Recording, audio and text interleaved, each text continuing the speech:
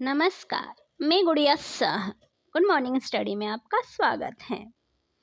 क्या असली जरूरतमंदों तक पहुंच रहा है गरीबों को मिलने वाला लाभ?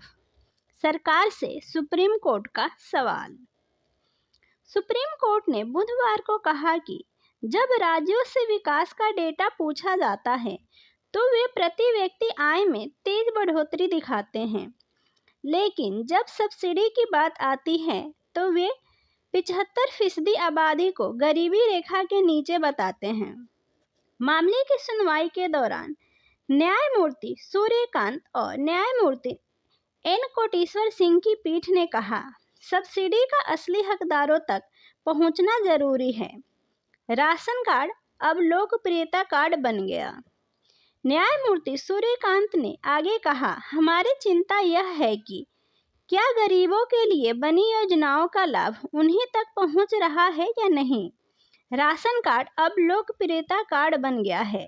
उन्होंने आगे कहा, राज्य विकास के लिए अपनी प्रति व्यक्ति आय बढ़ी हुई बताते हैं, लेकिन जब गरीबी की बात आती है तो 75% आबादी को गरीबी बताने लगते हैं। यह विरोधाभास कैसे संभव है? यह मामला सुप्रीम कोर्ट ने कोरोना महामारी के दौरान प्रवासी मजदूरों की स्थिति सुधारने के लिए खुद ही शुरू किया था।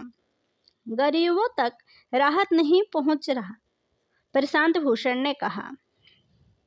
मामले की सुनवाई के दौरान अधिवक्ता प्रभात भूषण ने कहा कि यह असमानता और अमीर और गरीब के बीच बढ़ते अंतर के कारण है। उन्होंने आगे कहा, कुछ लोग बहुत अमीर हो रहे हैं जबकि बाकियों की हालत जस की तस बनी हुई है।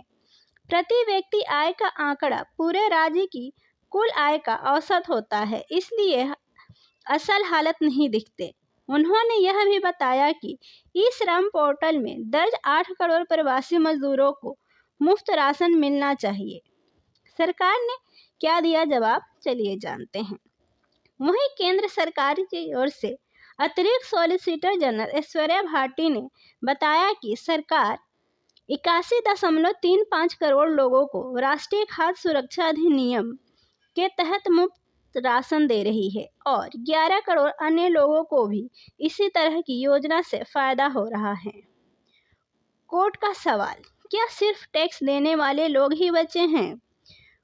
सुप्रीम कोर्ट ने पहले भी चिंता जताई थी कि अगर 81 करोड़ लोग मुफ्त राशन पर निर्भर हैं तो क्या सिर्फ करदाता ही आत्मनिर्भर बचे हैं।